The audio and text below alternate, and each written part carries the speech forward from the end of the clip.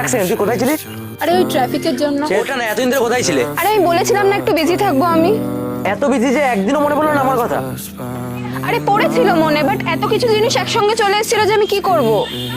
এত ব্যস্ত থাকিস যে একটা টেক্সট করলে টেক্সটে রিপ্লাই পাওয়া যায় না, কল করলে কল ব্যাক করিস না। কমপ্লিটলি আমি পুরো ইগনোর হয়ে গেছি তোমার কাছে। তাও তোমাকে আমি কল ব্যাক করি কারণ তোমাকে আমার দরকার। আমার লাইফে কি চলছে তুই কোনো জানার চেষ্টাও করিস না, তারপরেও সবসময় তোর খোঁজ নিতে থাকি। তুই কোথায় আছিস, তুই কি করছিস? দেখো এবার কিন্তু অনেক বেশি হয়ে যাচ্ছে, আমি তো বললাম বিজি ছিলাম। আমি বিজি থাকি না, আমি তার মধ্যেও তোমার জন্য সময় বের করি, কারণ আমি তোমার জন্য সময় বের করতে চাই। আর তুমি বের করো না, কারণ তুমি জানো একে তো ঝুলিয়ে রাখাই যায়। একদিন নয়, দুদিন নয়, পুরো সপ্তাহ জুড়ে আমার সাথে কথা বলিস না, তাও আমি তোর জন্য ওয়েট করে থাকি কখন তোর কলটা আসবে। আরে আমি এর জন্য তোমাকে বলি না, তুমি আমাকে শোনাতে শুরু করে দাও।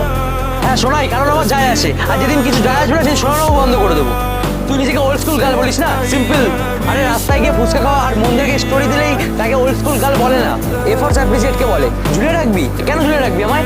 আমি তোকে ভালোবাসি তাই, আমি তোকে গিফটস কিনে দিই, আমি তোকে সব জায়গায় শো করি, আমি তোকে আই লাভ ইউ বলি এর জন্য। হ্যাঁ আমি কখন বলেছিলাম এইসব করার জন্য? আরে আমি কখন বলেছিলাম এইসব করার জন্য?